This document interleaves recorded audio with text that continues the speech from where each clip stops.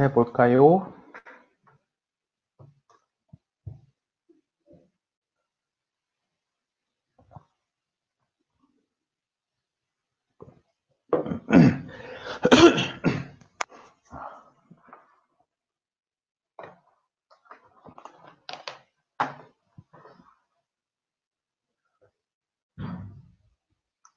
또 오랜만에 강의를 하니 또 목이 아프네요.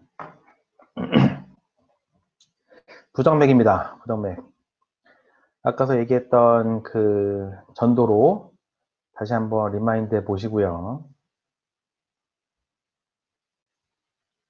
자, 액션 포텐셜 모양은 아까 얘기를 했습니다. 일반적인 에이트리움, 벤트리클 이런 애들은 외부에서 자극이 와야 주로 뛰니까 이런 모양을 보이고요. 스스로 뛰는 특히 SA 노드 이런 애들은 모양이 조금 다르다. 소디움 채널, 칼슘 채널, 포타슘 채널. 소디움, 칼슘, 포타슘. 기억하시고요. 자, 그래서 넘어가면 이 SA 노드의 채널은 조금 달라요. 이게 일반적으로는 소디움 채널, 칼슘 채널이잖아요. 근데 얘는 SA 노드는 올라가는 디폴라이제이션이 칼슘 채널, 리폴라이제이션 똑같이 포타슘 채널이고, 이게 조금 제로가 조금 달라요. 채널이.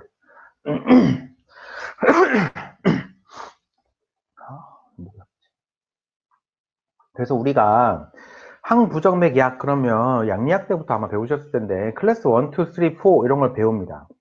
기억이 다 아실 거라고 생각이 되는데요. 까먹었더라도 그 클래스 1, 2, 3, 4가 결국 소디움 채널 블러커, 베타 블러커, 그 다음에 포타슘 채널 블러커, 칼슘 채널 블러커거든요. 그러니까 결국 앞에서 얘기한 심장의 그 채널들을 블록하는 애들이에요. 결국은 액션 포텐셜과 관련된. 이게 단순한 물리입니다, 사실. 소디움 채널 블록하는 걸 클래스 1이라고 하고요. 여기에 이제 이게 액션 포텐셜의 듀레이션이 길어지냐 짧아지냐 변화가 없냐에 따라서 A, B, C로 나누는데 그런 구별 자체가 크게 의미가 없고요. 일단은 여러분 시험에 국가고시에 나오는 클래스 1 드럭이라고 하면 프로카이나마이드 밖에 없어요. 더 쓰이는 약들이 당연히 있죠. 프로퍼페논, 플레카이나이드 이런 약이 다 쓰이는 약들인데 여러분한테 물어볼 만한 내용 안에서는 쓰이지 않아요. 그래서 프로카이나마이드도 사실 거의 나오지 않아요. 그래도 한 번 나온 적이 있어서 그 정도 기억하시면 되고요. 클래스 2는 따로 외울 필요가 없죠. 그냥 베타 블러커예요. 베타 블러커를 다 클래스 2라고 하고요. 클래스 3가 포타슘 채널 블러커인데 제일 유명한 약이 아미오다론. 시험에 나오든 안 나오든 누구나 알고 있는 아미오다론. 그 다음에 이부틸라이드 알아두셔야 되고요. 자, 아미오다론하고 이부틸라이드 이 정도 알아두시면 되고요. 클래스 4가 칼슘 채널 블러커인데요. 이 칼슘 채널 블러커가 크게 두 가지 종류가 있다는 건 아셔야 돼요. 다이하이드로피리딘이라고 해서 DHPCCB라는 게 있고 non-NON, 그러니까 이게 아닌 DHP가 아닌 B, non-DHPCCB라는 게 있어요.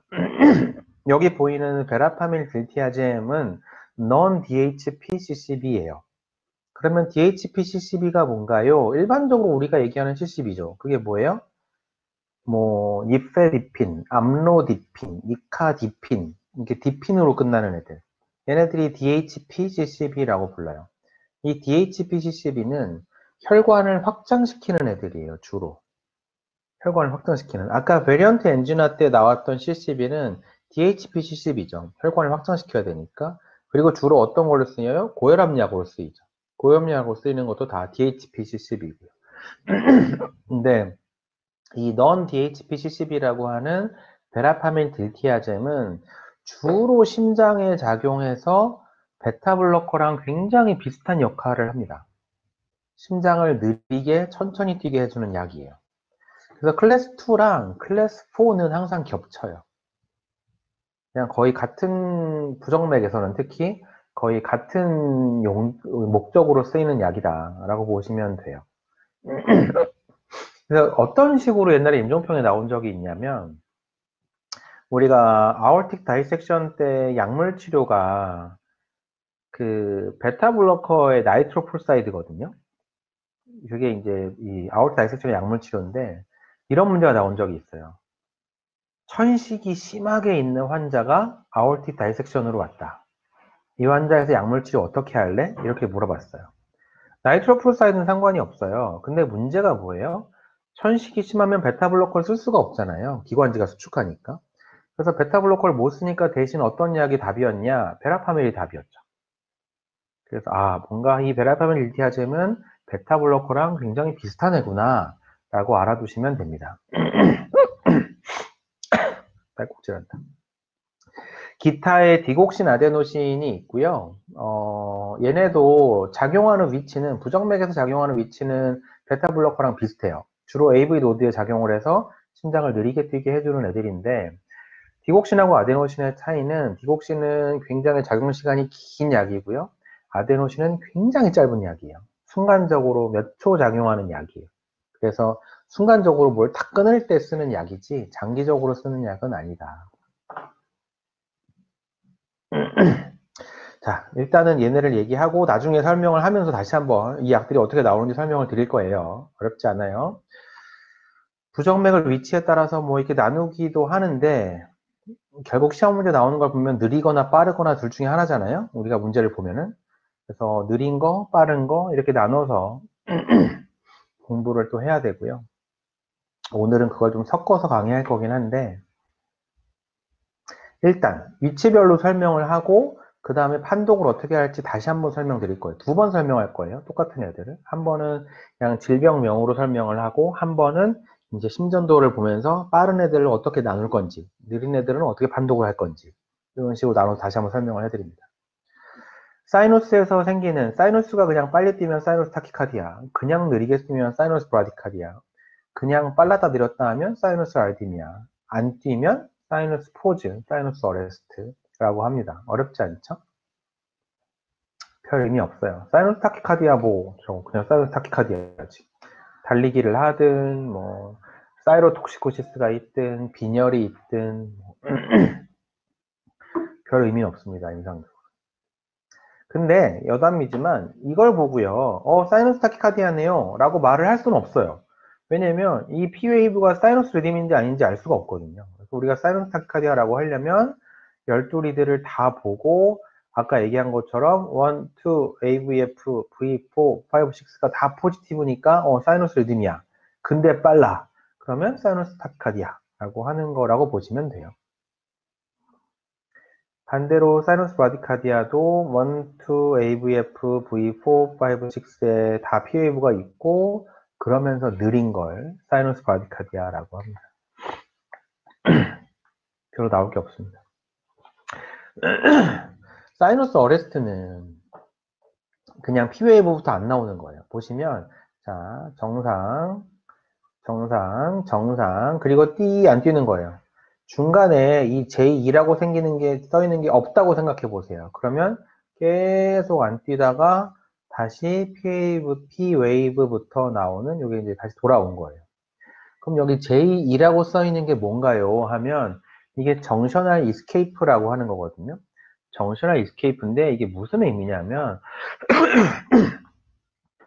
지금 SA 노드가 계속 뛰었잖아요. 그러다가 여기서부터 이제 SA 노드가 안 뛴 거예요. 안 뛰어. 나 안 뛰어.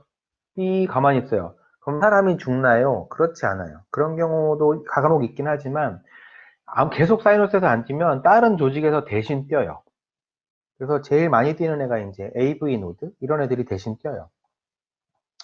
근데 AV 노드 그러니까 여기서 이제 정션이란 말을 쓴 이유가 뭐냐면 아까 그 구조를 보시면 SA 노드가 있고 여기 AV 노드가 있고 히스 번들이 있잖아요. 에이트리움과 벤트리클 사이에 AV 노드도 있고 히스 번들도 있어요, 사실은.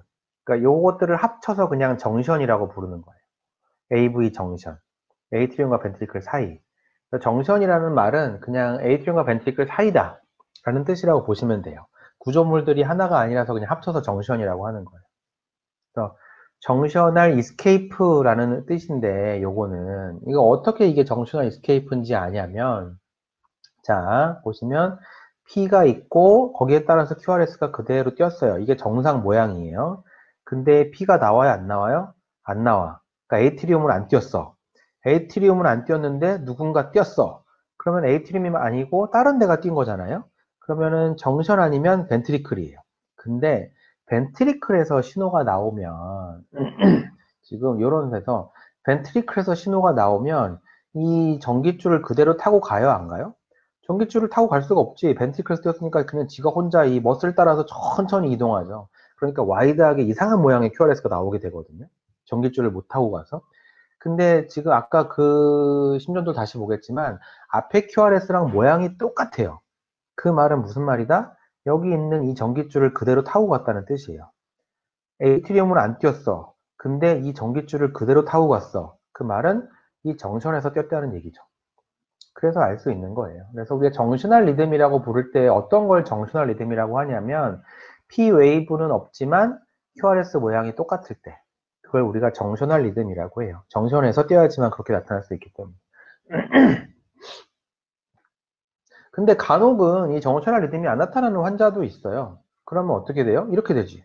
그 밑에 것처럼. 안 뛰어요, 그냥. 삐. 이러면 무슨 증상이 생길까요? 의식을 잃지. 당연히 일단 의식부터 잃어요. 어레스트지만 의식부터 잃어요. 이러면 의식을 확 잃어요. 그랬다가 계속 잃으면 죽는 거지.